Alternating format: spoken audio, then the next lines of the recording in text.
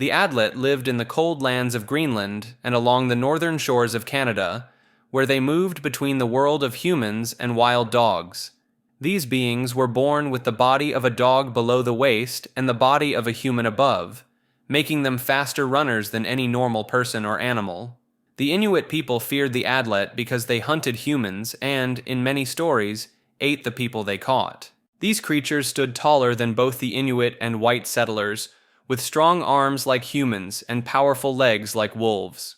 Their faces looked human, but their lower bodies had the thick fur and muscle of large dogs, letting them run for hours without getting tired. Sharp teeth filled their mouths, showing their mix of human and animal features.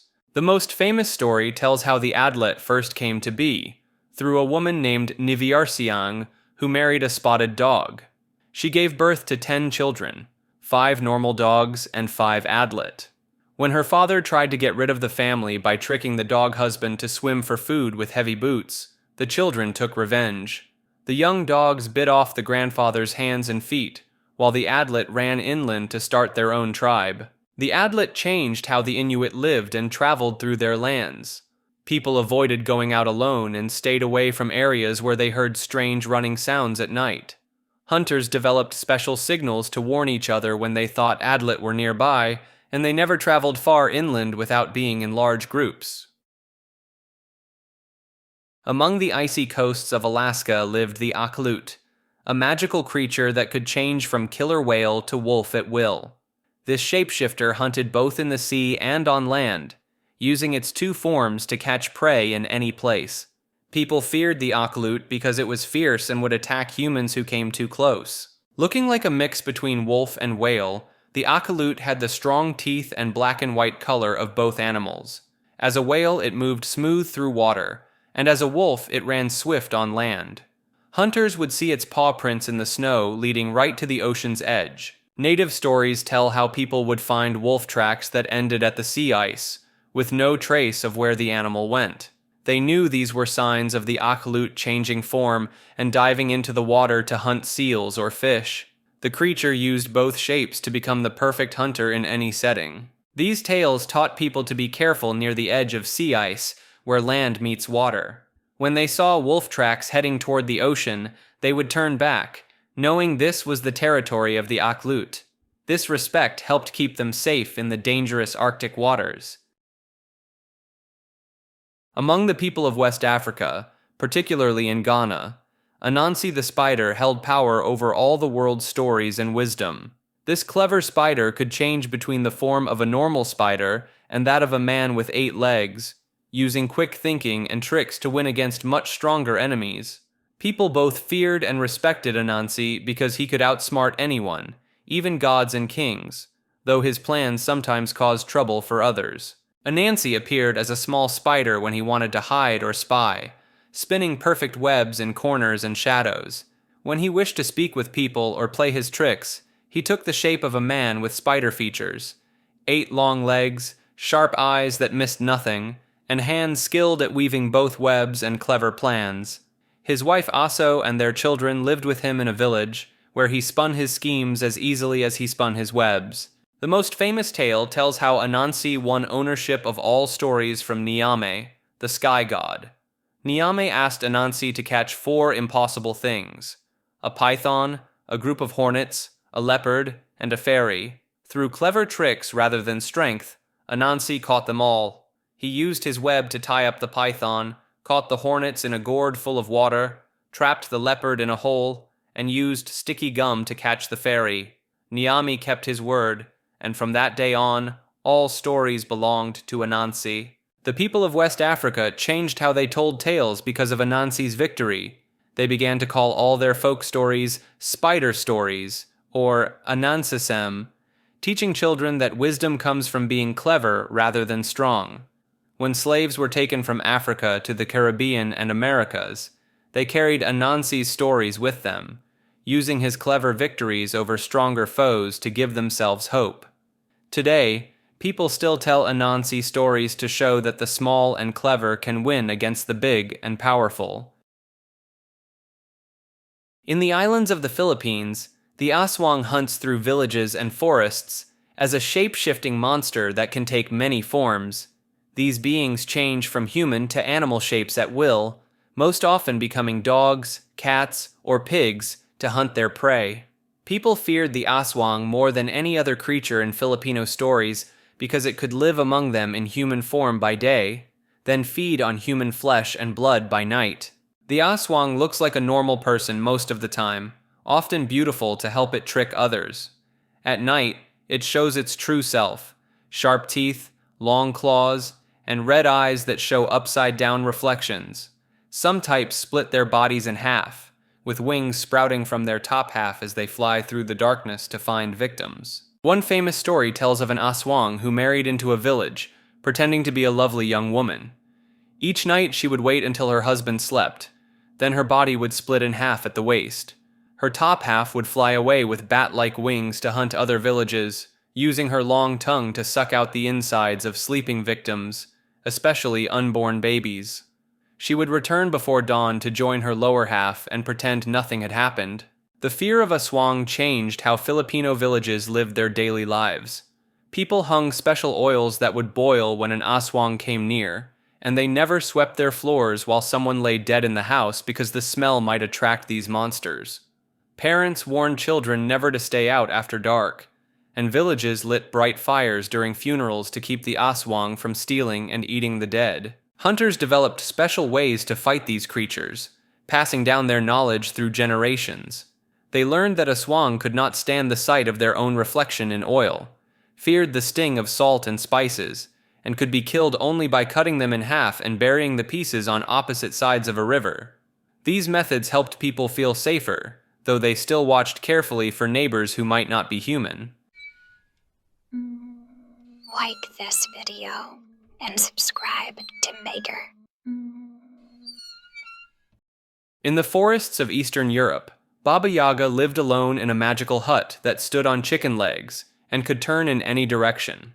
She flew through the air in a giant mortar, using the pestle to steer and a broom to sweep away her tracks in the sky. People both feared and respected her because she could either help heroes on their quests or catch and eat children who wandered into her forest. The old witch had a fearsome look that matched her strange home. She had iron teeth that gleamed in her mouth, a nose so long it touched the ceiling of her hut, and legs made of bone. When she wasn't flying, she lay across her hut from corner to corner, taking up all the space as she waited for visitors, whom she could smell from far away, always noting the scent of a human in her forest. One of her most famous stories tells of a young girl named Vasilisa, who came seeking fire for her family. Baba Yaga gave the girl 3 impossible tasks: to clean her house, sort thousands of seeds, and cook a feast. If Vasilisa failed, Baba Yaga would eat her. With help from a magic doll her mother had given her, Vasilisa did all the tasks perfectly. Baba Yaga kept her word and gave the girl a skull filled with glowing fire to take home. Parents used Baba Yaga's stories to teach their children to be brave, clever, and kind. They learned that good manners and hard work could turn even the scariest situation into something good, while lazy or rude behavior might lead to being cooked in Baba Yaga's oven. Village folk hung protective charms in their homes and taught their children to leave small gifts of bread and salt in the forest to keep the witch happy. In ancient China, the Bai Ze was a wise beast who knew all the secrets of spirits and monsters in the world. This magical creature could see every ghost and evil being that existed, and it shared this knowledge by drawing pictures of them all. People respected Bai Ze as a guardian against evil because its pictures helped them stay safe from harmful spirits. The Bai Ze combined the features of many powerful creatures into one strange form. It had the head of a tiger with bright red hair, the long, scaly body of a dragon, and a single horn growing from its forehead. Some stories say it had green hair instead of red, and that it could fly through the sky like a dragon. The most famous story tells how Bai Ze met the Yellow Emperor, one of China's greatest rulers. The emperor asked Bai Ze to share its knowledge of all spirits and monsters. Bai Ze drew more than 11,000 pictures, showing what each spirit looked like and how to stay safe from them. The emperor collected these drawings into a special book called the Bai Ze II. People hung pictures of Bai Ze in their homes to keep evil spirits away and protect their families from harm. When someone got sick, they would place Bai Ze's image near their bed to help them heal. Parents taught their children that having a picture of Bai Ze watching over them would chase away bad dreams and keep them safe while they slept. The story of Bai Ze spread to Japan, where people changed its look to have 3 faces, each with 3 eyes and 2 horns. Japanese families believed so strongly in Bai Ze's power that during a great sickness in the city of Edo, now called Tokyo, everyone put Bai Ze pictures under their pillows to stay healthy. The white bone demon lived in the mountains of ancient China, using magic to change her shape at will. Her greatest power let her look like any human she wished, which made her one of the most feared creatures in Chinese stories. People feared her because she could trick even the wisest humans and spirits with her perfect disguises. Her true form combined human and monster parts in frightening ways. She walked on 2 legs like a person, but had pure white skin that looked like polished bone. Her fingers stretched out long and sharp like daggers, and her eyes glowed red like hot coals in the dark. When she smiled, her teeth shone like rows of small knives. She became famous in her battle against the Monkey King, Sun Wukong. 3 times she fooled him by looking like innocent people who needed help. Each time, Monkey King saw through her trick and tried to stop her, but his friends did not believe him because her acting seemed so real. This made Monkey King's friends angry at him instead of her. Common people checked every stranger twice before letting them into their homes after hearing about the white bone demon. Parents warned children not to talk to people they did not know, even if they looked friendly. Travelers stayed close together on mountain paths, knowing the demon liked to catch people who walked alone. In ancient Wales, Blodeuwedd began her life as a woman made of flowers. 2 powerful wizards named Math and Gwydion created her from oak blossoms, broom flowers, and meadowsweet to be the perfect wife for a hero named Lo. People both admired and feared her because she showed how magic could turn the beauty of nature into human form. She looked like the most beautiful woman anyone had ever seen, with skin as soft as petals, and hair that flowed like golden meadowsweet in the wind. Her eyes shone with the warmth of summer flowers, and her movements held the grace of blossoms swaying in a gentle breeze. Yet beneath this lovely surface lived a wild spirit that could not be tamed. While her husband Lo was away, Blodeuwedd fell in love with another man named Gronv. She learned the secret way to kill her husband, who could only die under very special conditions. She tricked Lo into standing with 1 foot on a goat and 1 in a bath at dusk by a river, where Gronv struck him with a spear. Lo turned into an eagle and flew away wounded. The wizard Gwydion hunted Blodeuwedd down to punish her for her betrayal. He used his magic to transform her into an owl, forcing her to hide from other birds and fly only at night. This change taught people that even the most beautiful things could hide darkness within them. Welsh mothers still tell their children that when they hear an owl's cry at night, they are hearing Blodeuwedd's endless sorrow. To this day, the Welsh word for owl is Blodeuwedd, and people say other birds attack owls because they remember her betrayal. The stone where Gronv died still stands by the river Sinfeal with a hole straight through it, marking the spot where Lo's spear found its final target. Across Europe, magical beings would steal human babies from their cribs and leave copies of themselves in their place. These copies, called Changelings, could fool parents at first, but soon showed their true nature. Parents feared these switches most of all because they meant losing their real child forever to the fairy world. The changeling child looked sickly and strange, with features that set it apart from normal babies. It might have a beard despite being an infant, or teeth that grew too fast, or a head much too large for its body. Some changelings stayed small and never grew, while others ate huge amounts of food that could drain a poor family's resources. One famous story tells of a mother who discovered her baby was not her own when she played a trick with eggshells. She set up her kitchen to cook porridge inside empty eggshells, which made the changeling cry out in surprise. It said it had lived for hundreds of years, but had never seen anyone cook in eggshells before. This outburst proved it was much older than it seemed. Parents created many ways to protect their children from being stolen. They placed iron scissors or knives near cribs since fairies feared iron. Some families kept fires burning in rooms with new babies or tied red ribbons to their children's wrists. Parents watched their babies closely until they could be baptized, as many believed fairies could not take christened children.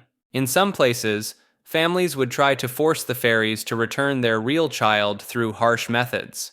They might threaten to put the changeling in an oven or leave it out in the cold. One kinder Swedish tale tells of a mother who refused to harm the changeling despite knowing what it was.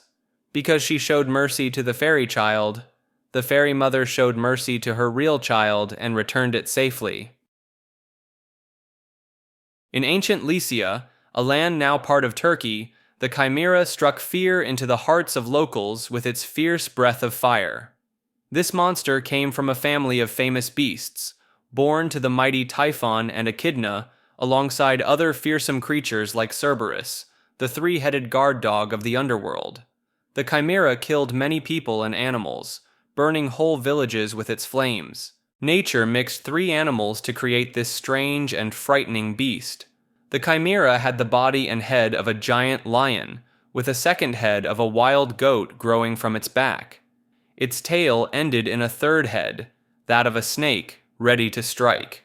Some stories say it also had wings like a dragon, making it even more deadly. The brave hero Bellerophon received orders from the king of Lycia to kill the Chimera. The king thought this task would surely lead to Bellerophon's death, as many warriors had already failed. But Bellerophon had a secret weapon. He rode into battle on Pegasus, a magical flying horse. From high in the air, Bellerophon struck down the monster where even its flames could not reach him. The story of the Chimera taught the Greeks about facing their fears and overcoming great odds. Sailors used the tale to explain the strange fires that burned on Mount Chimera, where natural gas still seeps from the ground and burns today. The monster's name now means any mix of different creatures joined into one body, or any wild dream that seems impossible to achieve. Deep in the forests of North America, the Deer Woman walks between our world and the spirit realm. She holds the power to enchant anyone who crosses her path, drawing them deeper into the woods with her beauty. Native American tribes both feared and respected her as a protector of women and a punisher of unfaithful or disrespectful men. At first glance, she appears as a stunning young woman with long dark hair and deep brown eyes. From the waist up, she looks human, but her lower half reveals delicate deer legs ending in sharp hooves that she struggles to hide even in human form. Some say a faint scent of sweet grass follows her, mixing with the earthy smell of fallen leaves. The most famous story tells of a young hunter who spotted her dancing alone in a moonlit clearing. Enchanted by her grace, he approached despite warnings from his elders about mysterious women in the woods. The Deer Woman led him in a dance that lasted all night, spinning faster and faster until sunrise. When the hunter finally looked down, he saw her hooves and understood too late. She had led him so far into the forest that he never found his way home. Her presence changed how people moved through the forest and treated others in their daily lives. Young men learned to be respectful to women, knowing the Deer Woman might be watching. Hunters began leaving small gifts of tobacco near deer trails, hoping to earn her blessing. Parents taught children to listen for the sound of hooves on fallen leaves, and to never follow strangers into the woods, no matter how beautiful they appeared. The Doppelgänger stalked the misty streets of northern Europe, taking the exact shape of any person it chose. This shadow being had the power to copy not just looks, but also the way people walked, talked, and moved. People both feared and watched for these doubles because seeing your own doppelganger meant bad luck or death would soon follow. Like a mirror image come to life, the doppelganger matched its victim in every way. It stood the same height, wore the same clothes, and even had the same marks on its skin. But sharp-eyed people could spot small clues. The double cast no shadow, made no sound when walking, and its eyes held an empty, glassy look. The most famous tale comes from Germany, where Catherine the Great saw her double sitting on her throne. The Empress walked into her room late one night and found herself already there, wearing her crown and royal clothes. She ordered her guards to shoot the copy, but when they fired, it vanished like smoke. The next week, Catherine fell ill and died. The most famous tale comes from Germany, where Catherine the Great saw her double sitting on her throne. The empress walked into her room late one night and found herself already there, wearing her crown and royal clothes. She ordered her guards to shoot the copy, but when they fired, it vanished like smoke. The next week, Catherine fell ill and died. Within the villages of southeastern Europe, a terrifying creature called the Drekavac haunts the darkness.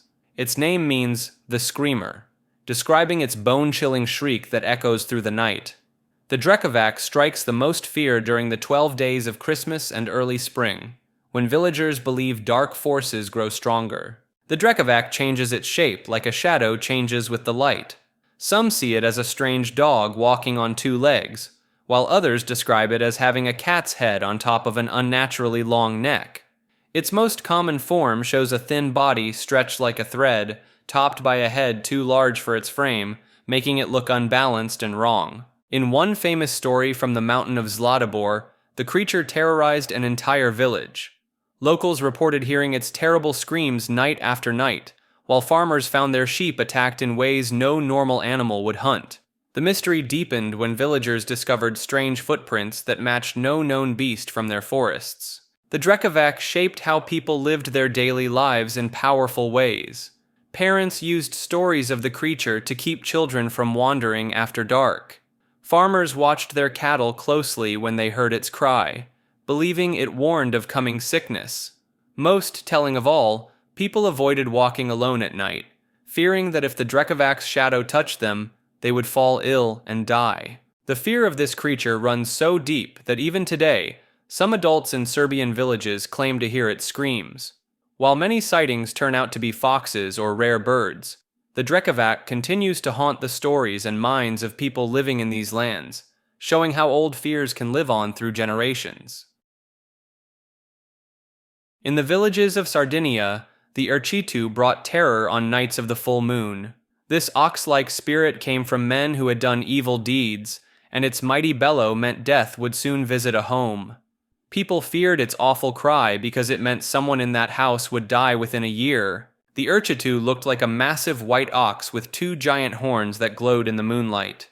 Devils would place burning candles on its horns and push it forward with red-hot metal spears, making the beast roar in pain. The sight of this glowing beast in the darkness made even the bravest villagers hide in their homes. One way existed to free the Erchitu from its curse. A hero needed either to blow out both candles with a single breath or cut off both horns with one perfect strike. Few people dared to try this rescue, since getting close to the beast meant facing not just the Erchitu, but also the devils that guided it. The story of the Erchitu taught people about guilt and the price of doing wrong. Sardinian parents told their children this tale to teach them that bad actions had lasting effects. The beast's endless wandering showed how a single evil deed could turn someone into a creature of darkness, forced to bring sadness to others forever. The Fiura lived in the deep forests of Chile, where she used her power to lure men away from their homes. This small but dangerous creature could change her looks from beautiful to ugly in an instant. The local people feared her because she caused men to lose their minds and never return to their families. The Fiura looked like a tiny woman, no taller than a child, with strange features that set her apart from humans. Her most striking traits were her very large breasts that nearly touched the ground when she walked. Her hair grew wild and tangled, filled with leaves and twigs from the forest. Her face could shift between that of a young, pretty maiden and a wrinkled, frightening hag. The most famous story tells of a woodcutter who met the Fiura while working deep in the forest. She appeared to him as a lovely young woman and asked for his help. When he came close, she changed into her true form and cast a spell on him. The poor man wandered the woods for days, lost in a dreamlike state, until fellow villagers found him barely alive. The Fiura shaped how people lived their daily lives in Chilean villages near the forests. Parents warned their sons never to walk alone in the woods, especially at dusk when the Fiura liked to appear. Woodcutters and hunters always worked in groups to stay safe from her tricks. Even today, some Chilean people say, "Careful of the Fiura," to warn others about being fooled by a pretty face that hides evil plans. On the Isle of Man, a shape-shifting creature called the Glashtin lived where the sea meets the land. This water spirit could change between 3 forms: a friendly goblin, a handsome man, or a water horse. People both feared and respected the Glashtin because it showed great interest in humans, sometimes helping them with farm work, but often trying to drag young women into the sea. The Glashtin looked different in each of its forms. As a goblin, it appeared hairy and strong like a farm worker. In human form, it was a dark, handsome stranger who spoke in a strange language, but could not hide its horse ears. As a water horse, it seemed like a normal gray horse except for one telling detail. Its hooves pointed backward instead of forward. One famous story tells of a fisherman's daughter named Kiri, who met the Glashtin on a stormy night. The creature came to her door as a handsome stranger, but she noticed its horse ears poking through its hair. When the Glashtin tried to tempt her with a string of pearls, Kiri screamed so loudly she woke the rooster. The rooster's crow forced the Glashtin to flee back to the sea, as magical creatures could not stay on land after a rooster announced the dawn. The Glashtin changed how people lived along the coast in many ways. Women never walked alone by the water's edge, especially at night. Farmers kept roosters to protect their homes and watched their horses carefully for signs of the Glashtin mixing with their herds. Yet some farmers welcomed the creature, as it sometimes appeared as a goblin to help with heavy work, like bringing in sheep or sorting grain. The Glashtin's power began to fade when people brought new breeds of horses to the island. The old stories say the creature stopped appearing after the local horses mixed with horses from other lands. Still, for many years after, parents warned their children to listen for the sound of backward-pointing hooves on the shore at night. 3 sisters, known as the Gorgons, lived in a land far beyond the edge of the ancient Greek world. These monsters could turn any living thing to stone with just one look from their terrible eyes. The most famous sister, Medusa, had this same deadly power, but unlike her sisters, could be killed. The Gorgons looked like women with wide, fierce grins and long, sharp fangs instead of teeth. Poisonous snakes grew from their heads in place of hair, twisting and hissing at anyone who came near. They had wings like giant birds, brass hands that could tear through metal, and eyes that glowed with an awful light. A brave hero named Perseus got the task of cutting off Medusa's head while she slept. He used a shiny shield as a mirror so he would not have to look at her directly. When Perseus cut off her head, a magical flying horse named Pegasus sprang from her neck. The other 2 Gorgon sisters chased after Perseus, but he escaped by wearing a special cap that made him invisible. The power of the Gorgons lived on even after Medusa's death. The great warrior goddess Athena put Medusa's head on her shield to scare her enemies in battle. The blood from the right side of Medusa's body could bring dead people back to life, while blood from the left side was a deadly poison. Artists carved the Gorgons' scary faces on buildings and shields to protect people from evil. At the northern edge of heaven sits Hræsvelgr, a giant who takes the form of an enormous eagle. His most remarkable power is creating all the world's winds when he spreads his mighty wings. The Norse people both feared and respected him, as his winds could either help their ships sail or destroy them completely. Looking at Hræsvelgr, you would see a creature bigger than the tallest mountain, with feathers dark as storm clouds. His wings stretch so wide they can cover the entire northern sky. His sharp eagle's beak and fierce eyes show his giant's nature, while his massive claws grip the edge of heaven itself. The most famous tale of Hræsvelgr tells of how he creates the winds that blow across the world. When he sits still, the air stays calm and quiet. But when he feels the urge to move, he spreads his enormous wings, and every flap sends powerful gusts sweeping across the lands and seas below. The Norse people watched the skies carefully for signs of Hræsvelgr's movements. Sailors would pray for his gentle wing beats to fill their sails and speed them home. Farmers learned to read the changing winds as signs of his moods, knowing that his strongest beats could destroy their crops or bring the storms they needed. The fox spirits of East Asia lived in the mountains and forests of China, Japan, and Korea, changing their shape to look like beautiful women whenever they wished. These clever beings gained more tails and stronger magic as they grew older, with the wisest and most powerful having 9 tails. People both feared and respected fox spirits because they could either help humans with their wisdom or trick them into dangerous situations. The fox spirits looked like normal foxes at first glance, but their fur shone with an otherworldly glow in moonlight. They stood as tall as a large dog, with white, gold, or red fur that seemed to sparkle.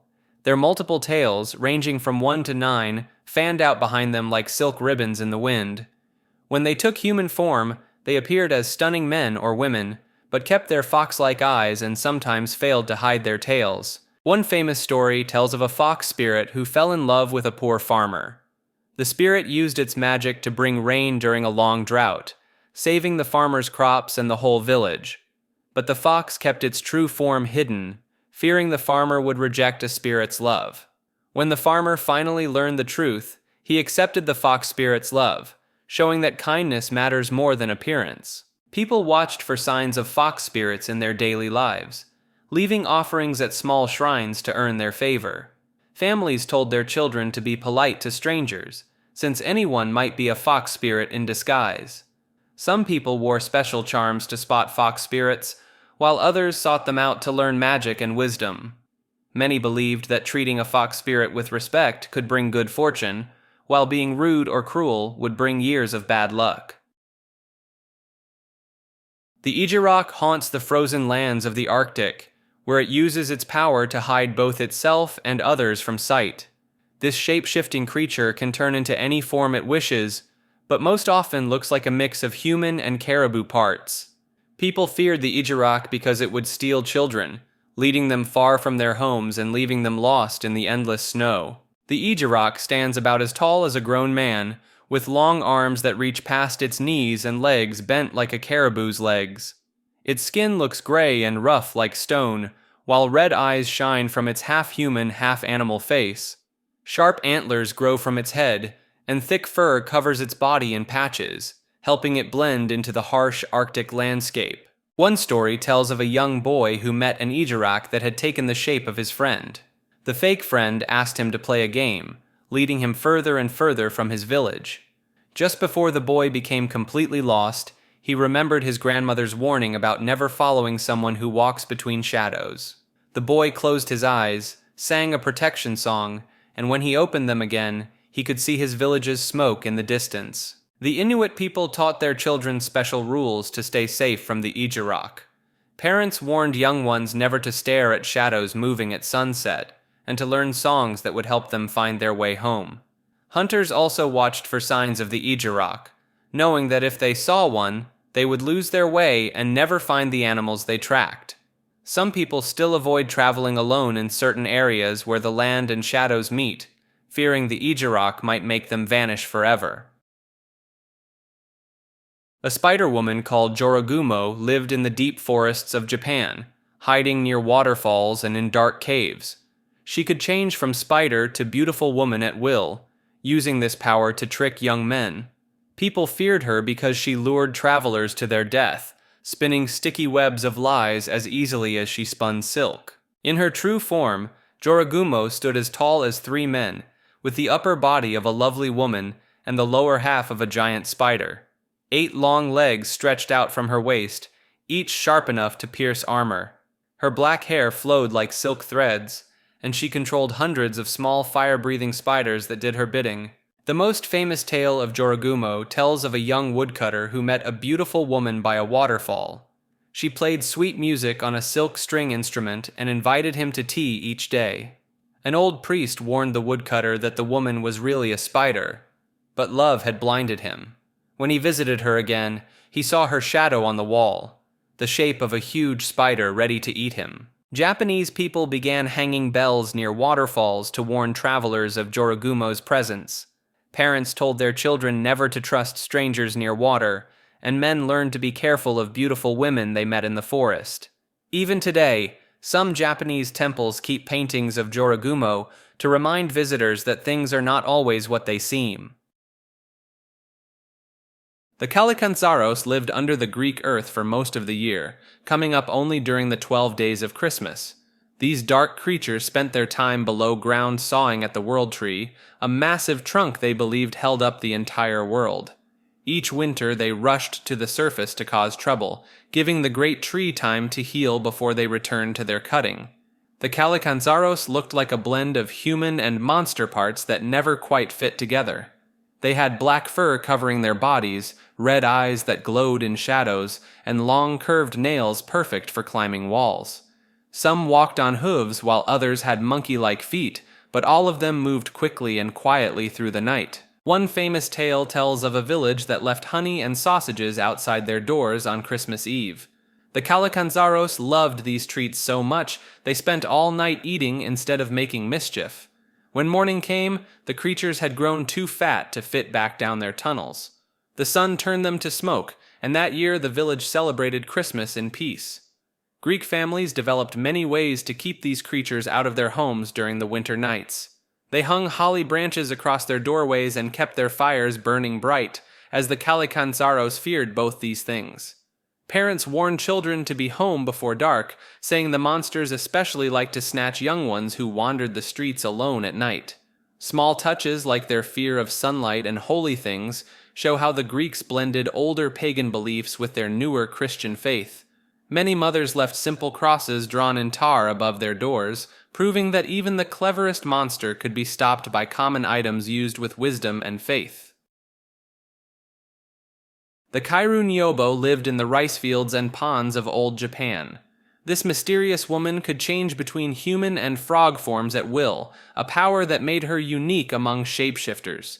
Local farmers both feared and respected her because she could either bless their crops with abundant harvests or curse their fields with floods.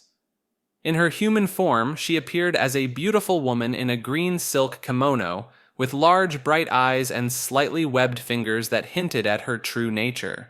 As a frog, she grew to the size of a horse, with golden spots on her back and a voice that could be heard from 3 villages away. Her skin gleamed like wet jade in both forms, marking her as something more than human. One tale of the Kiyuniobo tells of a kind farmer who saved a giant frog from cruel children. The next day, a lovely woman appeared at his door and became his wife.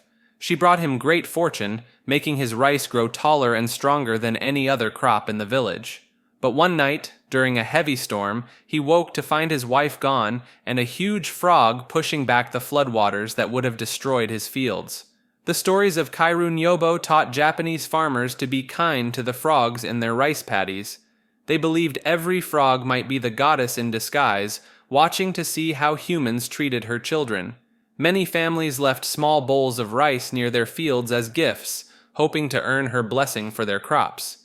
To this day, some Japanese farmers greet the frogs in their fields with a polite bow, just in case. The Kawauso swam in the rivers and lakes of Japan, where fishermen both feared and respected these clever river otters. These shape-shifting creatures could turn into humans at will, often taking the form of beautiful women or friendly travelers. People learned to watch carefully when meeting strangers near the water, as Kawauso loved to play tricks on humans who got too close to their homes. A Kawauso in its natural form looked much like a regular otter, but with special features that gave away its magical nature. Its fur gleamed like polished metal in moonlight, and its eyes glowed with a golden fire that never went out. When it changed into human shape, only its shadow showed its true form, keeping the long tail and whiskers of an otter. The most famous tale of the Kawauso tells of a merchant who met a lovely woman on a bridge at sunset. She asked him to carry her basket, which felt as light as empty air. But when he reached the other side, the basket grew heavy with river stones, and the woman changed back into an otter with a laugh that sounded just like human giggling. Villages near rivers built special shrines to keep the Kawauso happy and stop them from playing harmful tricks. Fishermen left small gifts of fresh fish and sweet rice cakes at these shrines, hoping to earn the creature's friendship. Those who won a Kawauso's trust often found extra fish in their nets, or learned the secret spots where the biggest fish gathered. The Kelpie lived in the cold rivers and lakes of Scotland, where it could change from horse to human at will.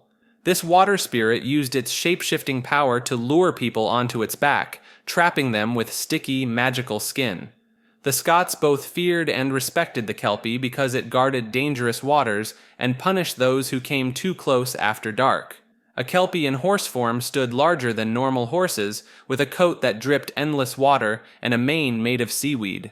Its eyes glowed green like underwater gems, and its hooves made sounds like thunder when it ran.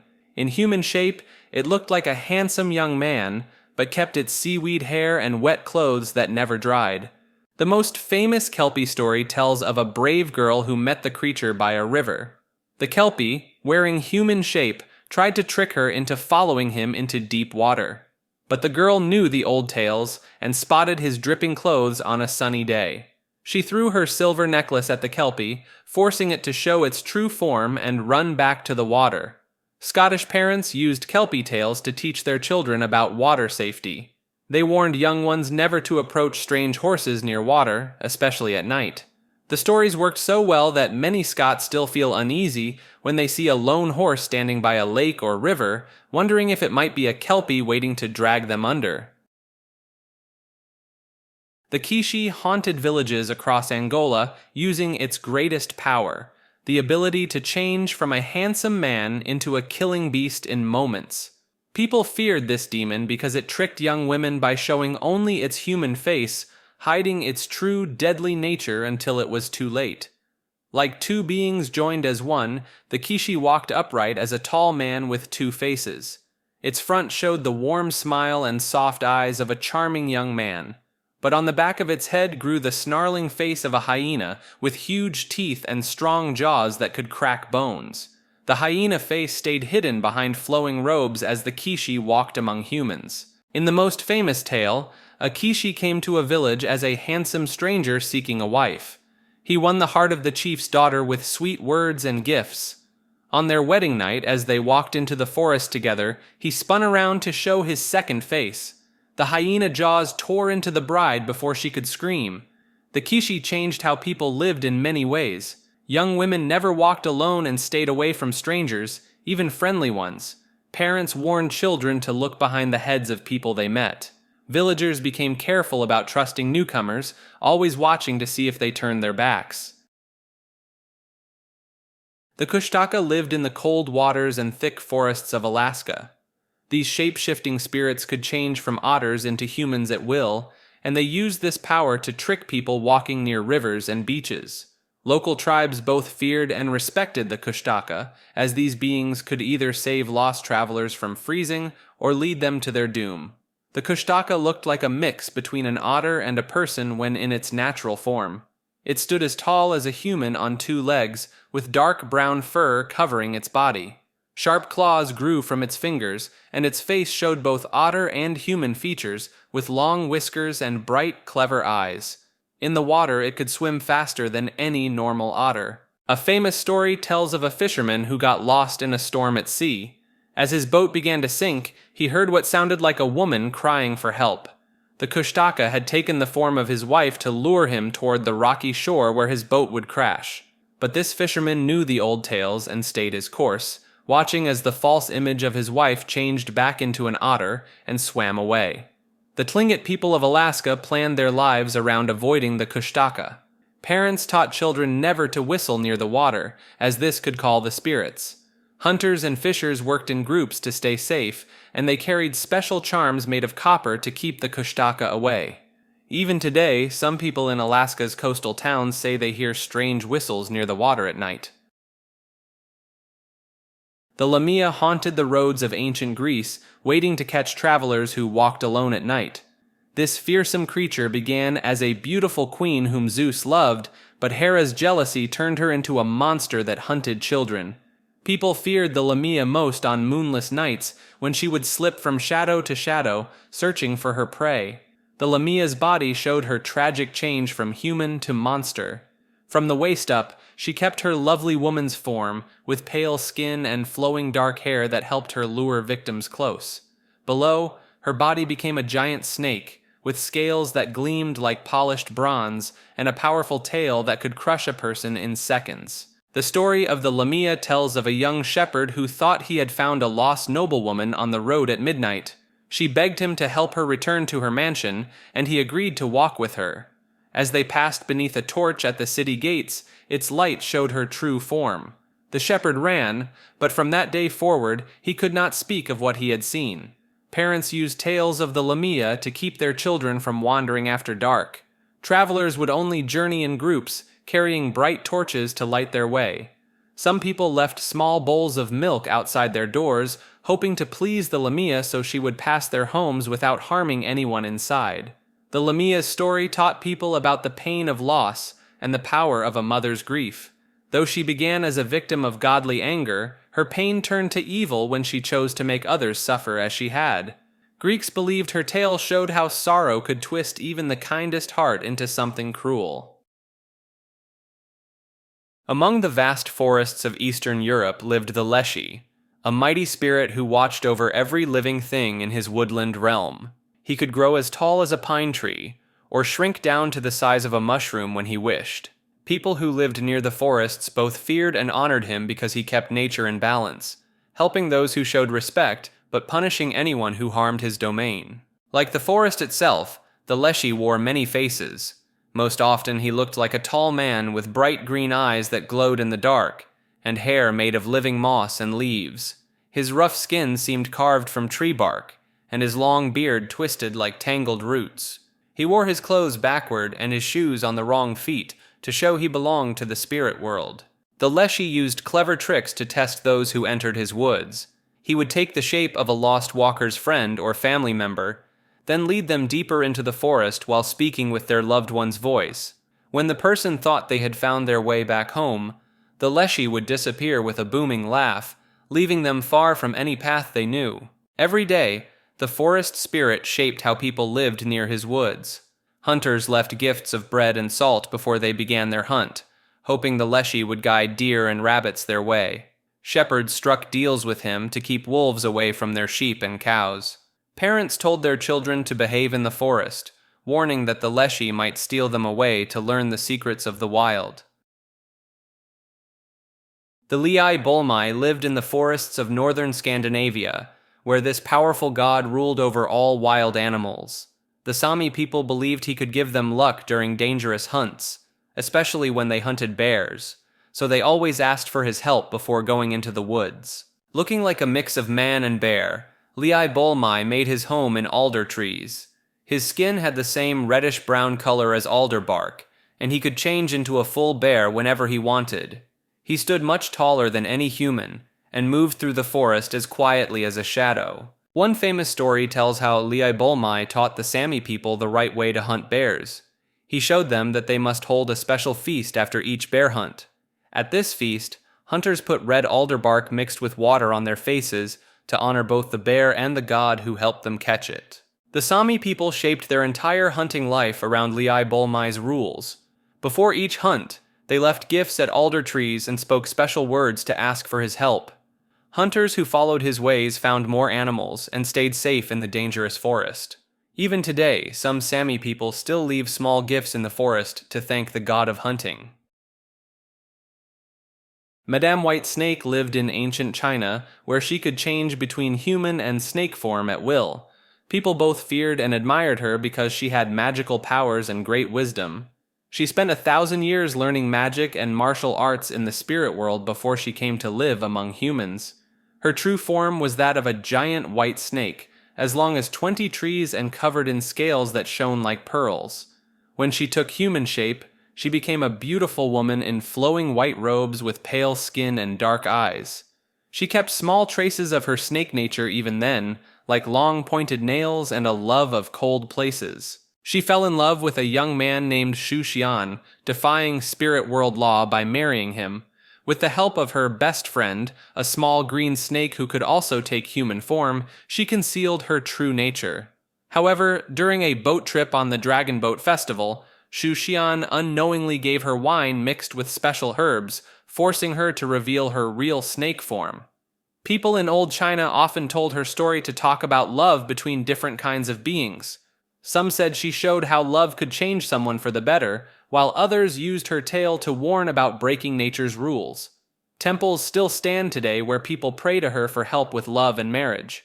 The story ended when a powerful monk trapped her under Thunder Peak Tower because she refused to give up her human husband. But even this prison could not hold her forever. After 20 years, her magic and the power of her love broke the tower apart, and she reunited with Shuqian.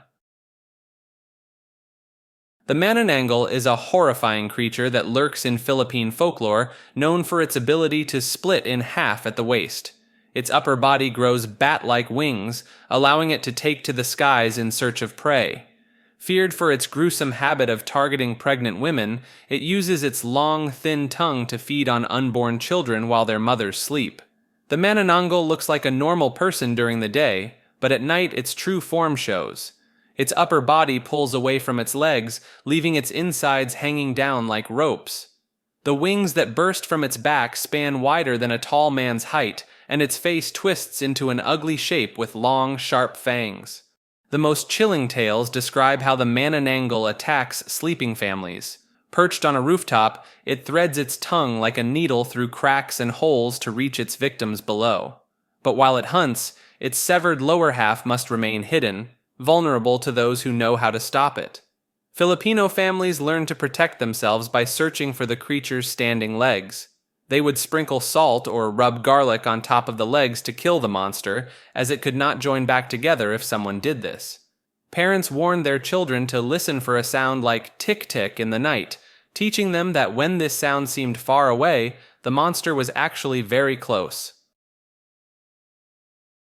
Marisha was a cunning, shape-shifting demon from ancient Indian folklore, feared for his ability to become any creature he desired.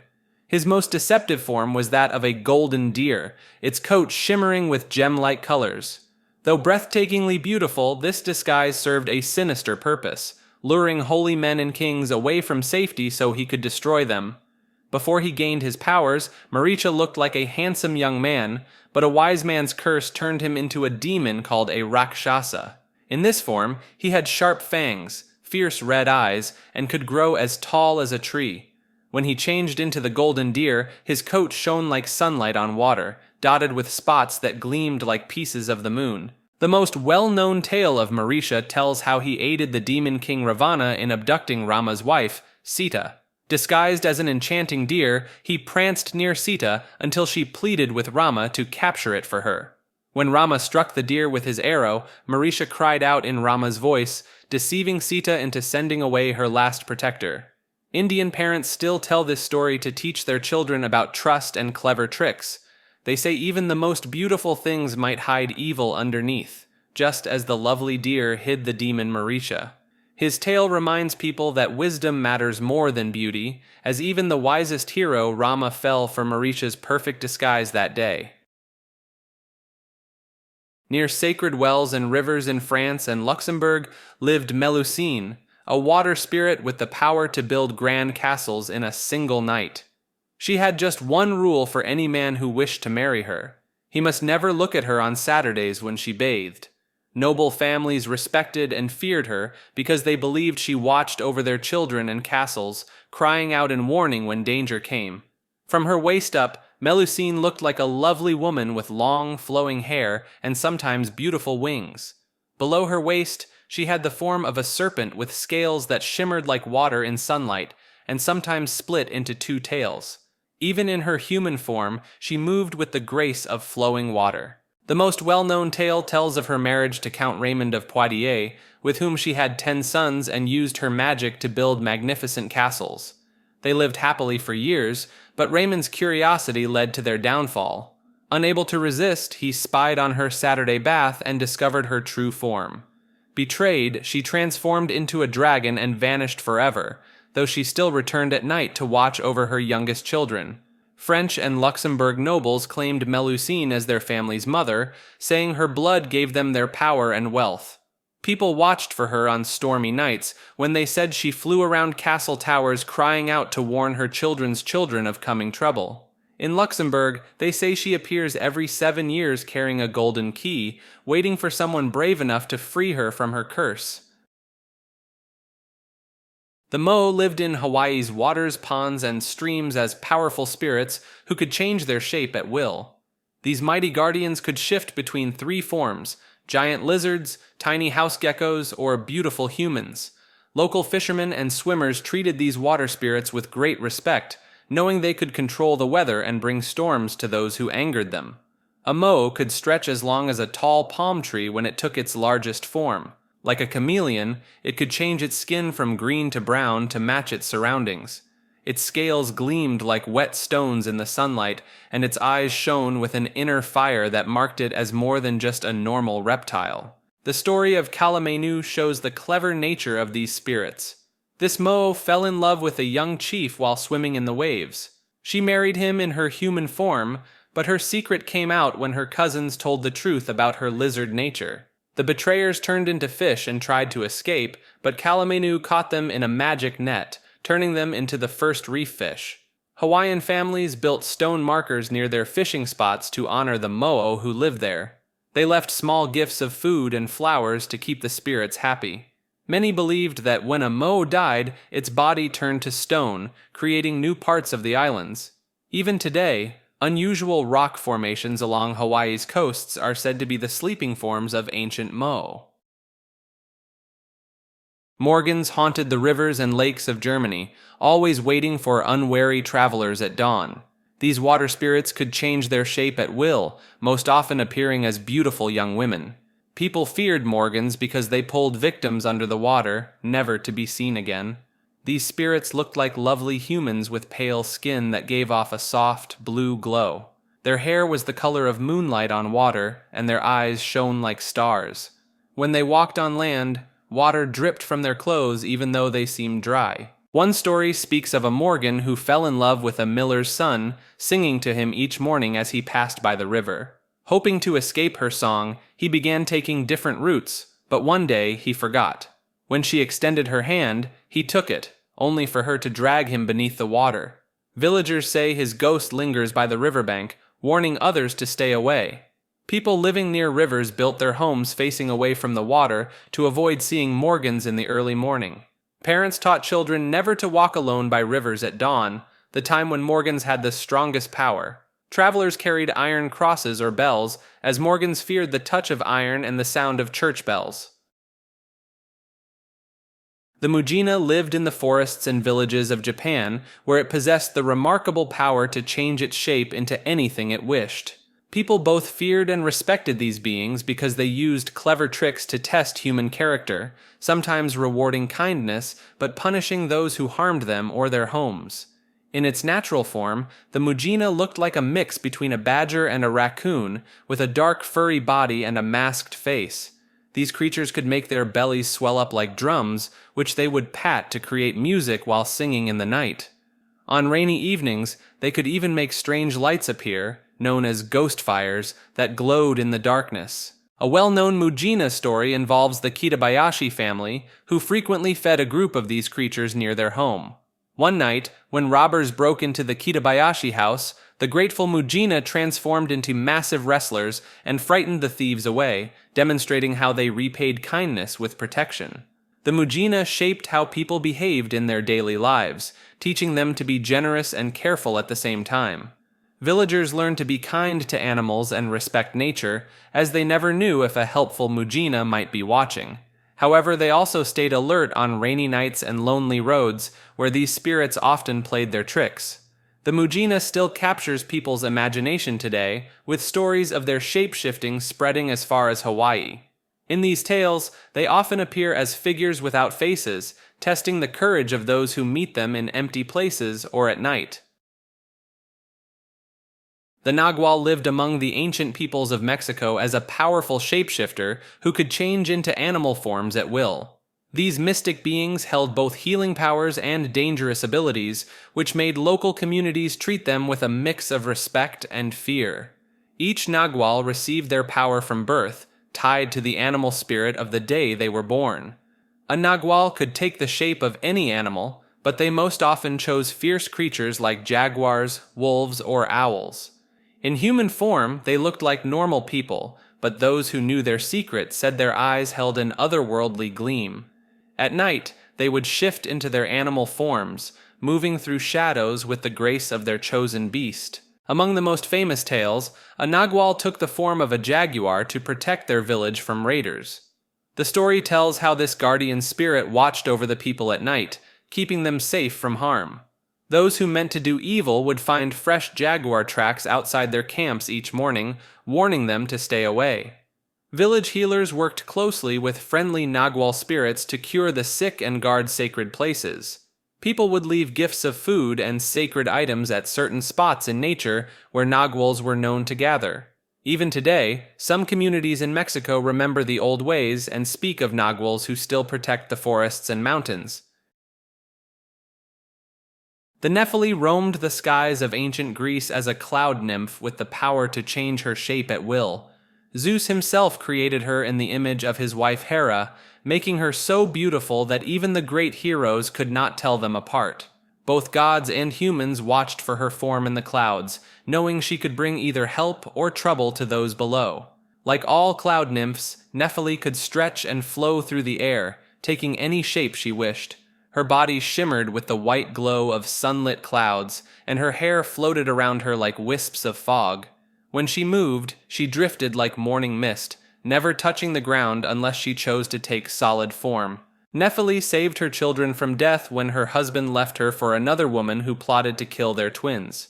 To protect them, Nephili sent a magical golden ram to carry them to safety through the sky. Though her daughter Helle fell from the ram into the sea, her son Phrixus reached a distant land where he lived in peace. Greek farmers watched the clouds for signs of Nephili's presence, believing she could help their crops grow. They built small shrines on hillsides where they left gifts of wine and honey, hoping to win her favor. Sailors also prayed to her before their journeys, as they believed cloud nymphs could grant them safe passage across the seas. The Nekomata prowled the mountains and villages of old Japan as cats that had grown so old they became spirits with magical powers. These clever beings could change their shape to look like humans, often appearing as old women playing music or dancing. People feared these cat spirits because they could raise the dead and control them with strange dances, making the Nekomata one of the most feared creatures in Japanese stories. These spirits looked like large cats with two tails instead of one, growing bigger as they gained more power. Some mountain Nekomata grew as large as wild boars, with glowing eyes that pierced the darkness. When they took human form, they often appeared as elderly women wearing fine clothes, but always kept a hint of their cat-like grace and mysterious nature. A wealthy samurai's house was plagued by strange events that no priest could stop. The truth was uncovered by his loyal servant, who saw the master's old cat carrying a magic paper with the samurai's name. When the servant shot the cat with a holy arrow, it revealed its two tails, ending the haunting that had troubled the household. Japanese families feared keeping cats for too many years, worried their pets might turn into these powerful spirits. Some people even cut their kittens' tails, hoping to prevent them from splitting in two as the cats aged. In mountain villages, people left offerings at shrines to keep peace with the Nekomata who lived in the wild, believing these spirits could bring either good fortune or terrible curses to their homes. In ancient China, a fearsome beast called the neon emerged from its mountain or sea home once each year to hunt. This giant creature attacked villages during winter when food was scarce, eating crops, animals, and even children. People learned that loud noises, fire, and the color red could drive the neon away, leading to many New Year traditions that continue today. The neon stood taller than an elephant, with two long horns jutting from its head and rows of sharp teeth filling its mouth. Some stories say it had the face of a lion but the body of a large dog. Its huge footprints left deep marks in the snow as it prowled through villages on winter nights. The most famous tale tells of a wise old man who taught villagers how to protect themselves from the neon. He showed them that hanging red lanterns, banging drums, and lighting fires would scare the beast away. The villagers followed his advice and created such noise and bright displays that the neon fled in terror, never to return to that village. Chinese families still celebrate the New Year by hanging red decorations, lighting fireworks, and performing lion dances to remember their victory over the neon. They clean their homes thoroughly and leave food offerings outside their doors, carrying on the old customs that once kept their ancestors safe. The holiday itself is called Guo Nian, which means passing over the Nian, marking their triumph over the ancient monster. The Nixie lived in the rivers and lakes of northern Europe as a water spirit with the power to change its shape at will. These beings could take human form to play beautiful music that drew listeners to the water's edge. People both feared and respected Nixies because they could teach amazing musical skills to those who pleased them, but they also drowned those who came too close to their waters. In their most common form, Nixies appeared as lovely young men or women with wet clothes and a hint of wild nature about them. Some took the shape of white horses with flowing manes, while others showed themselves as musicians holding violins. No matter their form, they always kept some small sign of their true nature, like dripping clothes or animal-like eyes. The notable tale features a girl who met a beautiful white horse by her lake while she worked in the fields. She knew it was a Nixie trying to trick her into riding it to her death in the deep water. Instead of falling for its trap, she forced it to pull her plow, making it work so hard that soil and stones flew through the air. The Nixie only escaped when the girl dropped a piece of steel, breaking its power. People who lived near lakes and streams created special rules to stay safe from Nixies. They never went swimming on Thursdays or during special holidays when Nixies had the most power. Some believed they could protect themselves by throwing steel into the water or learning the Nixie's true name. Musicians sometimes left gifts of blood, food, or drink in the water, hoping the Nixie would teach them to play so well that even the trees would dance to their music. The Nu haunted the nights of ancient Japan, bringing terror to even the most powerful people in the land. This magical beast could turn itself into a dark cloud and fly through the sky. Its strange cry, which sounded like "Hue, hue," made people think bad things were about to happen, and even emperors grew scared when they heard it. The Nu looked like no other animal on Earth, as if nature had mixed together parts from many creatures.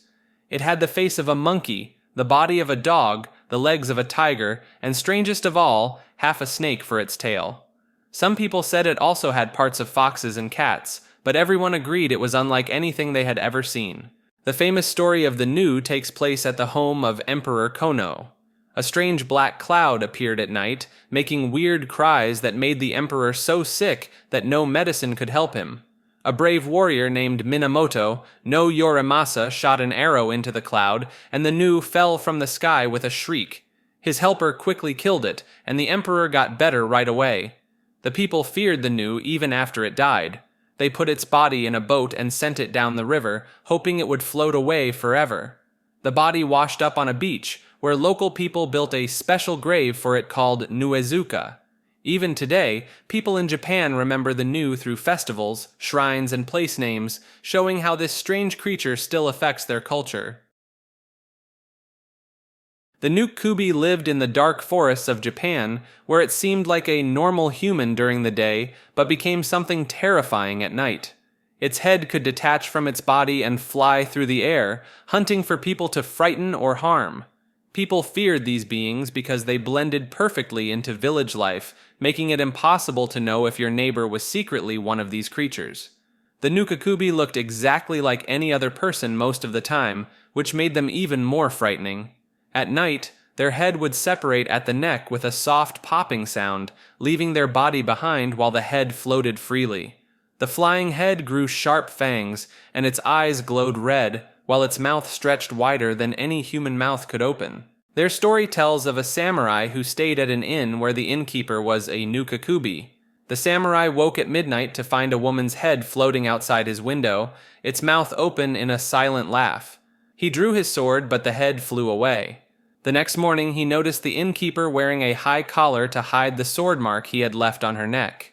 The fear of Nukakubi changed how people lived in many Japanese villages. Travelers always checked their hosts for telltale signs like neck scars or unusual sleeping habits. Some people hung sacred ropes across their windows and doorways, which they believed would stop the flying heads from entering. Parents warned children never to stay out after dark, fearing the shadows might hide these deadly floating heads. The puka roamed the hills and valleys of Ireland, changing its shape at will to trick lonely travelers. This magical creature held the power to bring both good fortune and terrible misfortune, depending on how people treated it. Irish families left out small portions of food and drink for the puka, hoping to stay in its good graces and avoid its cruel pranks. The puka most often appeared as a sleek black horse with glowing yellow eyes and a long, wild mane that seemed to float in the air. When it wished to cause trouble, it could also take the form of a goat, a rabbit, or even a small, dark man. In any form, people could spot the puka by its strange smell of fresh earth mixed with sea salt. Their tale tells of a farmer named Pat O'Brien who found a black horse waiting by his fence one autumn evening. When Pat tried to ride the horse home, the puka revealed itself and took him on a wild journey across Ireland, leaping over houses and running across lakes. At sunrise, the puka left Pat safely at his door with the gift of being able to speak to animals, but only when the moon was full. The puka shaped how Irish people lived their daily lives, especially after dark. Farmers made sure to leave some crops unharvested in autumn, called the puka's share, to keep it happy. Travelers avoided walking alone at night, and families taught their children to be polite to any strange animals they met, just in case they were speaking to the puka in disguise. The Kikirn haunted the snowy lands of the Inuit people, using its strange power to confuse and mislead travelers in the Arctic wilderness. This dog-like spirit could make itself appear much larger than its true size, tricking people into running away from what seemed to be a giant beast. The Inuit both feared and respected the Kikirn because it taught them to be careful when traveling alone in the snow. Unlike normal dogs, the Kikirn had hairless skin except for a thick ring of fur around its paws and another ring around its mouth. Its dark eyes glowed like hot coals in the night, and its long legs could stretch to make the spirit look as tall as a house. When it walked, its bare skin gleamed like wet ice in the moonlight. Their notable story tells of a young hunter who met the Kikirn during a snowstorm. The spirit made itself look huge and chased the hunter toward a cliff edge. But the hunter remembered the old stories and stood his ground, showing no fear. When he did this, the Kikirn shrank back to its normal size, no bigger than a sled dog, and vanished into the storm. The Kikirn shaped how Inuit people traveled through their lands. Parents taught their children to watch for its signs: fresh tracks that changed size, the sound of heavy breathing in empty places, or shadows that grew too quickly. These lessons helped people survive in the dangerous Arctic wild, where getting lost could mean death in the cold. In the jungles and villages of Bali, Rangda ruled as the queen of witches and evil spirits. She commanded armies of dark creatures and could turn any person into her servant with a single touch. People both feared and respected her because she brought disease and misfortune to those who angered her, but also kept worse demons away from those who honored her customs. Rangda appears as a tall woman with long, wild white hair and sharp fangs that stretch past her chin.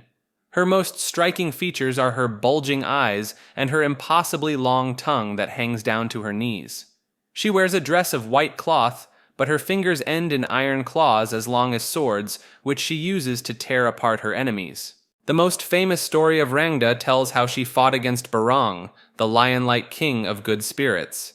Rangda cast a spell that made all the men in a village try to stab themselves with their own knives. Barong used his magic to make their skin too strong for the knives to cut. This battle between Rangda and Barong continues to this day, with neither side ever winning completely. The people of Bali perform special dances to show this endless fight between Rangda and Barong. Dancers wear masks and act out the story in temples and village squares. They believe these performances keep both spirits happy and maintain balance between good and evil forces in their world. Many homes still keep small statues of both Rangda and Barong near their front doors to protect their families from harm. High in the giant mountains between Poland and Czech Republic lives Rubical, a powerful mountain spirit who controls the weather. He can send storms, fog, rain, and snow down from his peaks even on sunny days. Local people gave him respectful titles like Lord of the Mountains and Treasure Keeper, knowing that using his nickname Rubical would bring his anger upon them. Rubical can change his shape at will, appearing as anything from a friendly old woman to a giant who crosses mountains in a single step. Most often, he shows himself as a tall figure in gray robes carrying a musical instrument that makes the sound of storms. When he walks, The ground shakes beneath his heavy footsteps, warning people of his presence. The most famous story tells of how Rubetzal fell in love with a princess and brought her to live in his mountain home. When she grew lonely, he used magic to turn turnips into people to keep her company. The princess then asked him to count all the turnips in his field, and while he counted, she ran away. This trick gave him the name Rubetzal, which means turnip counter. Rubetzal acts as both helper and judge to the people living in his mountains. He teaches healing with herbs to those who show kindness, and shares his treasures with travelers who pass his tests of character. But he plays tricks on proud or cruel people, using his weather powers to trap them in storms or lead them astray in thick fog. Many believe he still tests travelers today, appearing as a poor old person asking for help to see if their hearts are pure. The Satori stalked the snowy mountains of Japan, where it could read minds and freeze travelers with a single glance. This fearsome creature struck such terror in mountain villages that people avoided traveling alone, especially during the harsh winter months. Local priests taught special prayers to protect climbers from its deadly powers. The Satori looked like a mountain ape with deep red eyes and thick white fur that helped it blend into the snow. Its large hands ended in sharp claws that could grip icy rocks, and its wide feet left strange human-like prints in the snow. Most people only saw its glowing eyes in the darkness before they found themselves unable to move. The tale of the Satori tells of a monk who outsmarted the creature by filling his mind with nonsense thoughts. When the Satori tried to read his mind, it became so confused that it lost its balance and fell from its mountain perch. The monk used this chance to escape and warned others about his method of protection. Mountain communities changed their whole way of life because of the Satori.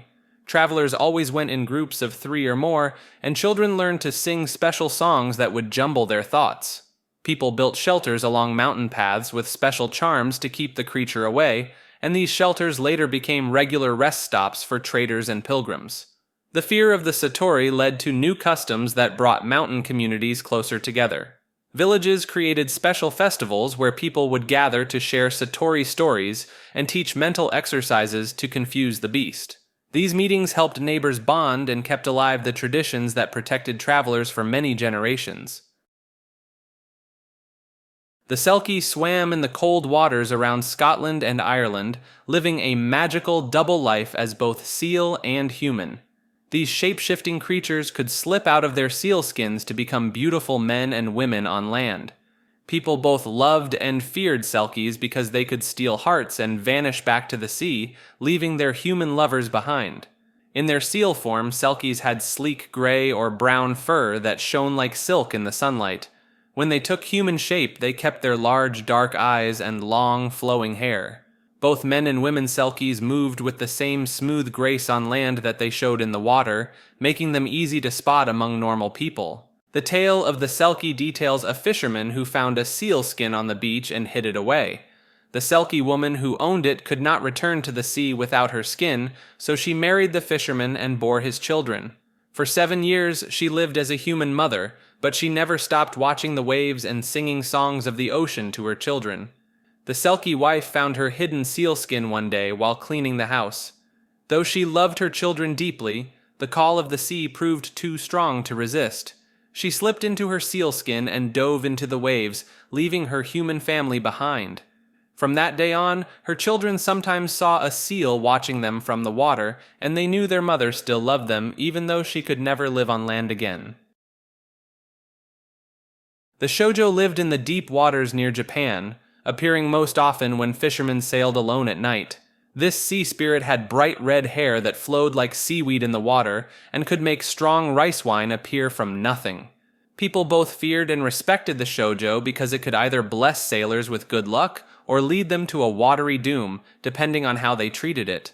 The creature looked much like a young boy or small man, but with skin that shimmered like fish scales in moonlight. Its eyes glowed golden, like 2 lanterns in the dark sea. The shoujo wore fine silk robes that never got wet, and its movements matched the gentle swaying of ocean waves. Their tale tells of a poor fisherman who shared his last cup of wine with what he thought was a drowning child. The child was really a shoujo, who felt touched by this kindness. Each night after that, the shoujo filled the fishermen's empty cups with the finest rice wine, which the fisherman sold to make enough money to care for his whole village.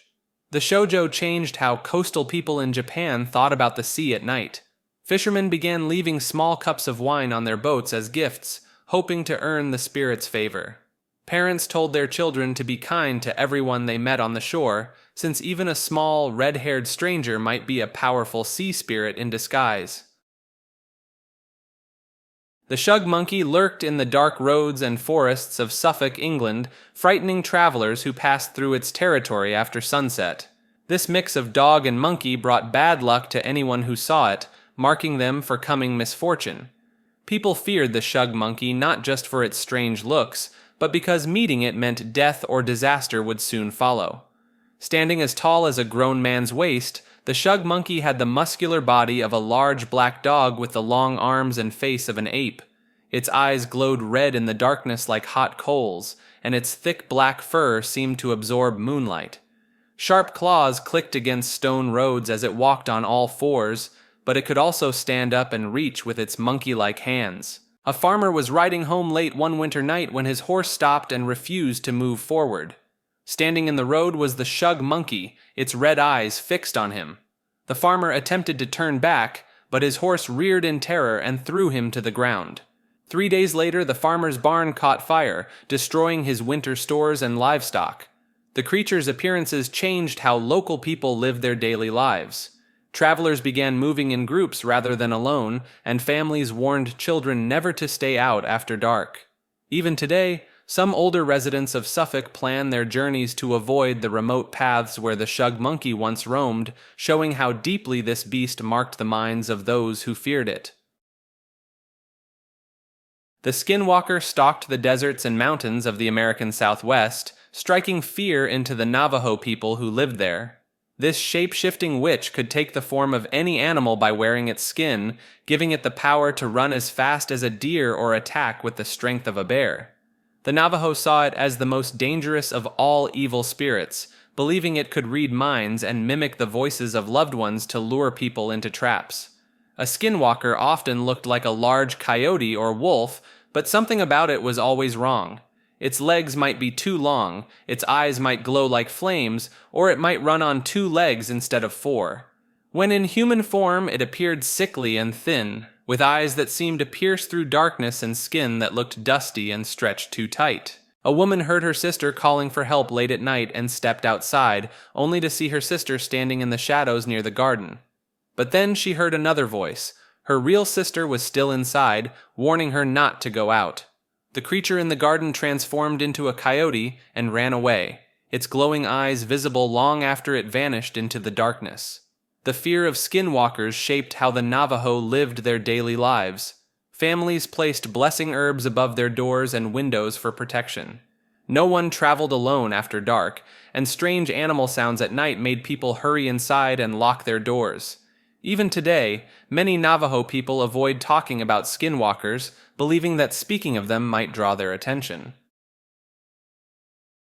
Sun Wukong lived in ancient China on the Mountain of Flowers and Fruit. This clever monkey king gained amazing powers by studying magic and martial arts for hundreds of years. People both feared and respected him because he could change into 72 different shapes and had the strength to lift his staff, which weighed many thousands of pounds. Born from a stone egg, Sun Wukong looked like a small monkey with golden fur that shone in the sunlight. He wore a tiger-skin skirt and carried a magical staff that could shrink to the size of a needle or grow as tall as the sky. His eyes sparkled with red fire when he got angry, and he could pull hairs from his body to create copies of himself. His most famous adventure began when he crashed a party in heaven and ate all the special peaches that belonged to the Jade Emperor. These magic peaches only grew once every 3,000 years and gave immortal life to anyone who ate them. The Jade Emperor sent armies to catch Sun Wukong, but the Monkey King fought them all and caused so much trouble that Buddha had to trap him under a mountain. The people of China told stories about Sun Wukong to teach their children about being clever but not too proud. Parents warned that even the strongest person could get into trouble by showing off or being rude to others.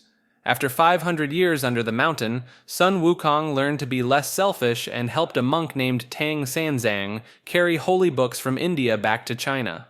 Many people today still love Sun Wukong because he shows that anyone can become better no matter what mistakes they made before.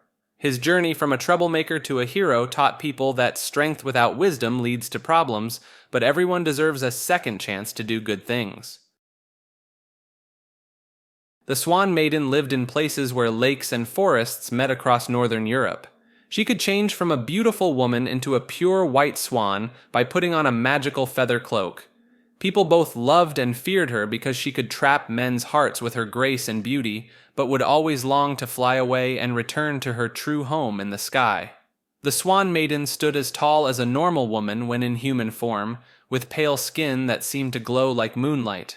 Her long hair shimmered between white and gold, matching the color of her feather cloak. In swan form, she appeared larger than regular swans, with feathers that sparkled like fresh snow and eyes that kept their human wisdom. A young hunter found 3 swan maidens bathing in a forest pool and stole one maiden's feather cloak, preventing her from changing back into a swan. She agreed to marry him but spent years searching for her hidden cloak. When their child discovered it in the attic and showed it to her, she put it on and flew away, leaving her human family behind. The tale of the Swan Maiden taught people about the pain of trying to keep something wild. Farmers hung swan feathers over their doors to protect their marriages, while mothers warned their sons to stay away from beautiful strangers near lakes. Young women used the story to remind their suitors that love must come with freedom, not force. Tanuki lived in the forests of Japan, where they used their amazing power to change their shape into anything they wished. People both respected and feared these magical raccoon dogs because no one could tell if a stranger, tree, or even a teapot might really be a clever tanuki in disguise. The tanuki looks like a mix between a raccoon and a dog, with a round belly and soft brown fur. It walks on 2 legs like a person and always carries a bottle of sake, Japanese rice wine, tied to a stick over its shoulder. Most striking are its huge testicles, which it uses like a drum to make music or like a blanket to catch fish. In one instance, a poor farmer found an injured tanuki and nursed it back to health. To thank the farmer, the tanuki turned itself into gold coins so the farmer could buy food. But when the farmer tried to spend the coins at the market, they changed back into leaves, teaching the lesson that tanuki magic cannot solve real problems. The Japanese people learned to watch carefully for signs of tanuki tricks in their daily lives. Shop owners would check their money at night to make sure coins hadn't turned to leaves, and travelers would avoid strangers who seemed too friendly on empty roads. Yet people also placed tanuki statues outside their homes and shops for good luck, believing these playful spirits brought joy and reminded everyone not to take life too seriously. The Tariaksuk lived in the cold shadows of the Arctic, moving between our world and a hidden realm beyond human sight. This mysterious spirit could make itself nearly invisible, showing up only as a dark shadow even in bright daylight. The Inuit people of Greenland and northern Canada feared and respected these beings because they shared the same hunting grounds and could harm anyone who got too close. These spirits looked partly human and partly like caribou, though few people ever saw their true form. Most hunters only spotted their shadows moving across the snow or glimpsed their outline against the Arctic sun. Like regular people, they had homes, families, and hunting tools, but they would vanish into thin air if anyone tried to look straight at them. A hunter followed what he believed to be a caribou's tracks in fresh snow. The tracks seemed normal until they suddenly stopped in an open field. As the hunter stood puzzled, a cold shadow fell across him. When he turned around, he saw nothing. His fellow hunters later found him trembling with fear, his hair turned white from the encounter. The presence of these shadow spirits shaped how the Inuit people moved through their lands. Hunters learned to watch for moving shadows and strange tracks that appeared and disappeared. They taught their children never to chase unusual shadows or follow tracks that ended mysteriously. Parents warned that only by respecting the Tariaksuk's power to remain hidden could people stay safe in the vast Arctic wilderness. The Tenin lived in the heavenly palaces above Japan, where they danced and made music more beautiful than any on earth. These flying women possessed the power to heal sickness and bring good fortune to humans they favored. People built temples and left offerings for the Tenin, hoping to catch a glimpse of their celestial dance or receive their blessing. The Tenin looked like graceful women wearing long, flowing robes called Hagoromo, which gave them the power to fly.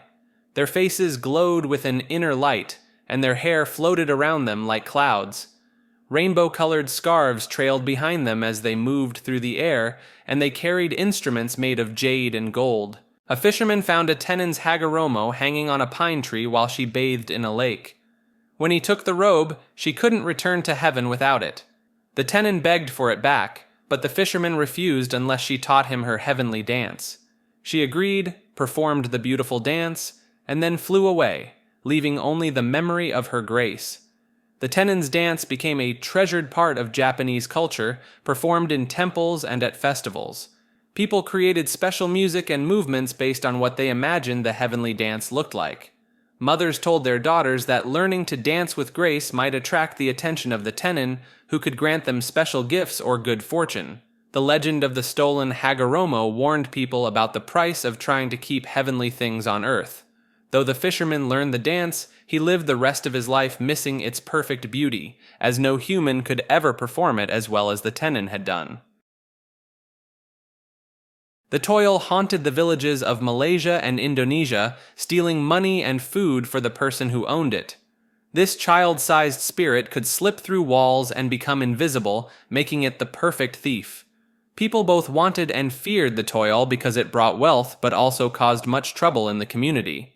The toil looked like a small, green-skinned child with red eyes and a bald head. It wore simple clothes made of rags and moved quickly like a monkey. When it laughed, it sounded like breaking glass mixed with a baby's giggle. The toil could grow or shrink at will, changing from the size of a thumb to that of a 5-year-old child.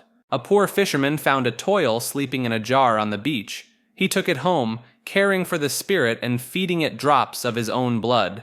Soon, his house filled with gold and jewels as the toil stole from wealthy merchants.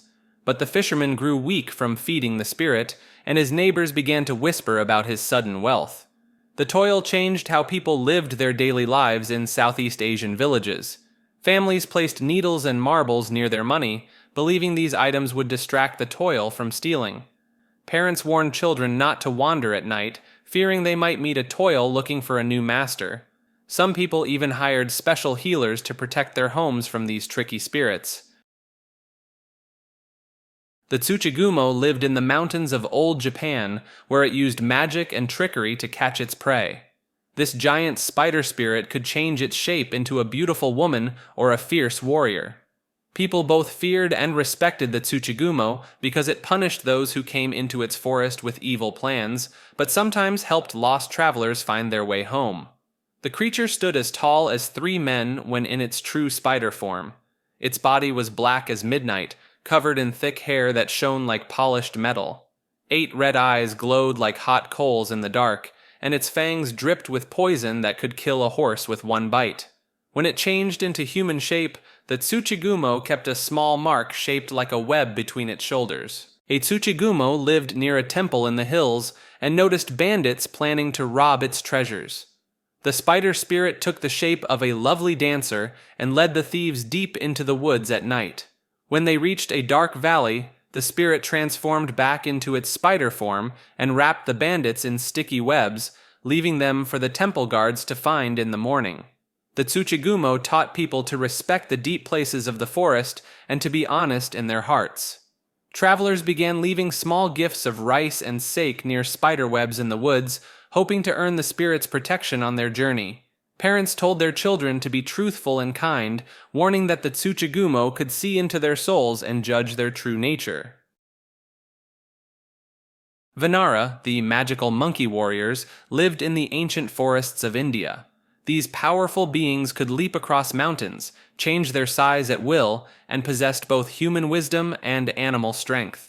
People respected them as loyal allies of the gods and protectors of sacred places, believing they brought good fortune to those who showed them kindness. The Vanara looked like monkeys but stood tall like humans, with bright golden or reddish fur that shone in the sunlight.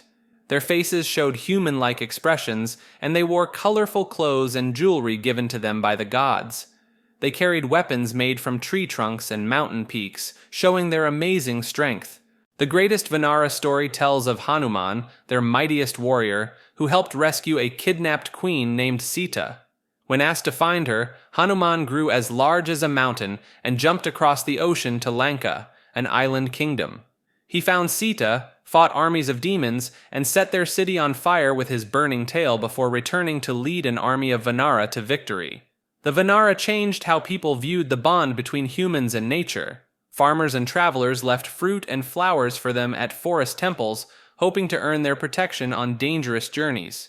Parents told their children to be kind to monkeys, teaching that any monkey might be a Vanara in disguise, watching to see who showed compassion to animals. Kings and warriors prayed to the Vanara before battles, asking for their strength and bravery. Their images appeared on flags and shields, and even today, temples across India honor them with statues and festivals. Towns near forests still leave offerings at shrines, keeping alive the ancient connection between people and these powerful monkey warriors. The Varkalak haunted villages across Bulgaria and Serbia during long winter nights. This fearsome creature combined the worst features of a vampire and a wolf, gaining power from both the moon and human blood. People dreaded the Varkalak most because it could change its shape at will, making it hard to spot before it attacked. The beast stood as tall as 2 men when it walked on its back legs. Its body stayed human-like, but thick gray fur covered every part except its face. Sharp fangs filled its mouth, and its eyes glowed red in the dark. Long claws grew from its fingers, perfect for climbing walls and tearing through doors. A Varkalak terrorized a small mountain town for 3 full moons, picking off lone travelers on the snowy paths.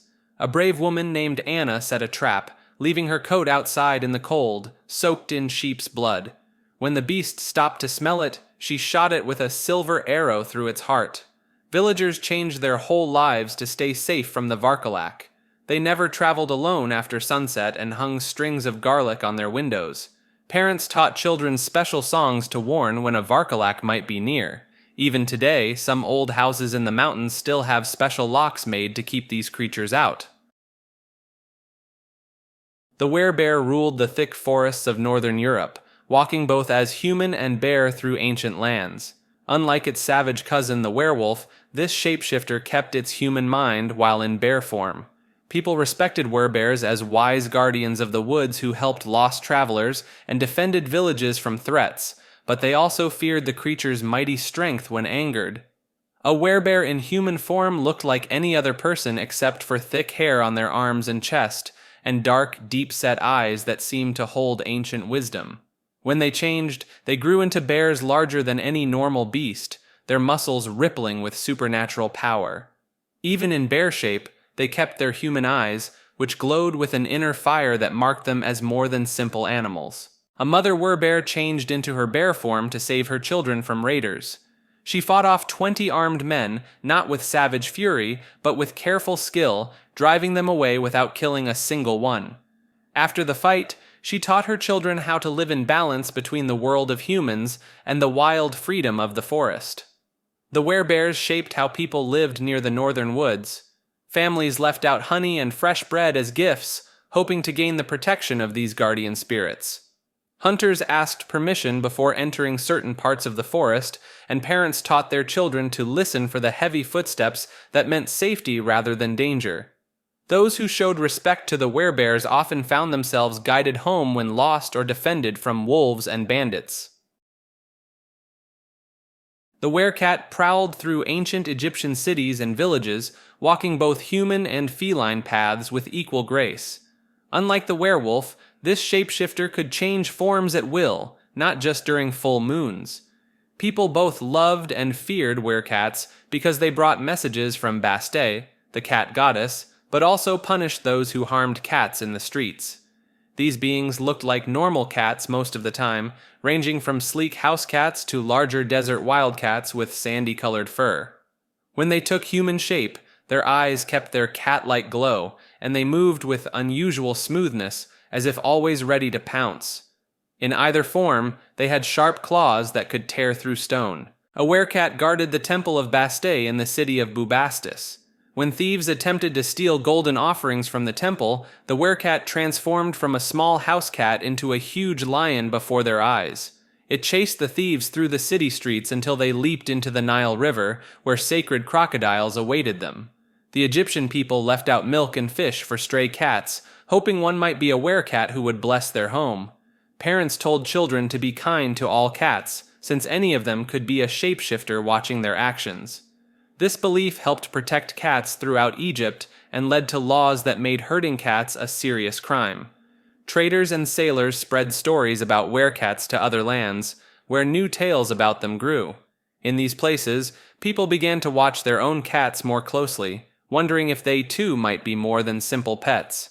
The respect for cats that began in Egypt spread across the seas, carried by tales of the mysterious werecats who walked in two worlds. The were-hyena prowled through ancient villages in Africa and the Middle East. These beings could switch between human and hyena form at will, unlike werewolves who changed only with the moon. People feared them most because they could be anyone, a neighbor, a craftsman, or even a healer in the community. When in hyena form, they looked like large spotted beasts with powerful jaws and a strange laugh-like cry. In human form, they gave themselves away through small signs, red glowing eyes, unusually hairy bodies, and odd-sounding voices. Some could only change at night, while others used magic sticks or special rituals to transform. In Somalia, a famous tale tells of the Kori Ismaris, one who rubs himself with a stick. This crafty man turned into a hyena each night by rubbing his body with a magic stick. He hunted and caused trouble until dawn, when he would use the stick again to become human before anyone could catch him. The fear of were-hyenas shaped how whole communities treated certain groups. In Ethiopia, people watched blacksmiths with great worry, believing they all had the power to become hyenas. These blacksmith hyenas supposedly robbed graves at midnight, leading villagers to avoid them in daily life. Some towns gained dark reputations as being home to entire groups of were-hyenas, making travelers take long detours to avoid them. The Were-Jaguar stalked the jungles and temples of ancient Mexico, striking fear into the hearts of both common people and rulers. This mighty beast walked in two forms, as a normal human by day and as a powerful half-human, half-jaguar creature at night. The Olmec people who first carved its image in stone believed it held the power to speak with gods and control the forces of nature. Under the light of the moon, the Were-Jaguar took its fearsome shape. Its muscled body stood as tall as two men, covered in spotted golden fur like a jaguar's coat. Sharp fangs curved down past its chin, while its human-like hands ended in curved claws that could tear through stone. Its eyes glowed green in the dark, and its cry mixed the sound of a human scream with a jaguar's roar. A proud king once mocked the power of the Were-Jaguar. One night, the beast broke into his palace and dragged him into the jungle. The next morning, hunters found only the king's jade necklace hanging from a tree branch. From that day on, rulers ensured offerings were left at Were-Jaguar shrines every full moon. The common people built their lives around the Were-Jaguar's habits. They stayed inside on full moon nights and kept their children close when darkness fell. Parents taught their sons and daughters to leave out bowls of milk and honey to keep the beast happy.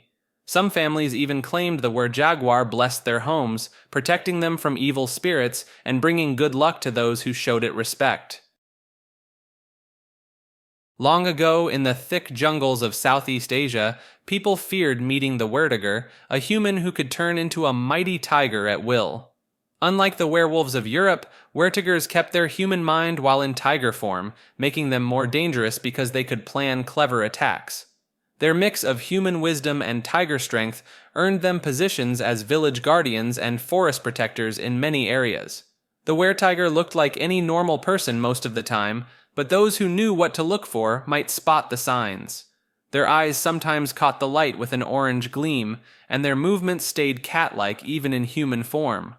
When they changed shape, their bones would crack and shift while thick orange fur with black stripes covered their body. They grew to twice the size of normal tigers, with longer fangs and claws. A were-tiger guarded a small farming village from bandits. One night, a group of raiders approached and saw what appeared to be a sleeping old man at the village gate. As they drew closer, the old man's shape began to change.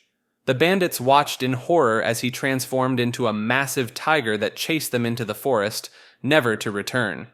The people living in Were-Tiger territories built their lives around these beings, leaving offerings of meat at the edge of the jungle and marking their homes with special symbols to show respect. Parents taught children to bow if they met anyone strange on forest paths, just in case it was a were-tiger in human form. Though feared, were-tigers often helped villages by keeping away wild animals and evil spirits, becoming guardians of the land where they lived. The werewolf stalked through medieval European villages, changing from human to wolf when the full moon rose. This cursed being possessed the strength of 10 men and the hunting skills of a wild beast. People feared werewolves not just for their deadly attacks, but because anyone, a neighbor, a friend, or even a family member, might secretly carry the wolf's curse. A werewolf in its changed form stood 7 feet tall, with thick dark fur covering its muscled body. Its hands became huge paws with sharp claws, while its face stretched into a wolf's snout filled with pointed teeth. Though it walked on 2 legs like a person, it ran on all 4s when hunting, faster than any normal wolf or human. Peter Stump, a nobleman from France, terrorized the countryside as a werewolf. For 25 years, he hunted humans at night, killing them in the forests near his home. The villagers finally caught him when a group of hunters tracked him back to his house after he changed from wolf to man at dawn. Werewolf stories changed how people lived their daily lives. They avoided traveling at night during the full moon and wore special charms to protect themselves. Families locked their doors and windows after dark, while shepherds began keeping silver-tipped spears, believing silver could harm a werewolf. The fear of werewolves grew so strong that some villages held trials to find and kill people they thought carried the curse. The Yuki-onna haunts the snowy mountains of Japan during fierce winter storms. This snow woman spirit can freeze people with her icy breath or touch. Travelers fear her most on nights when snow falls thick and fast, as she appears like a beautiful woman in white robes, leading them astray in the blinding weather. She stands nearly 7 feet tall, with skin as white as fresh snow and long black hair that flows in the wind. Her lips glow bright red against her pale face, and her kimono, a traditional Japanese robe, seems to blend with the falling snow.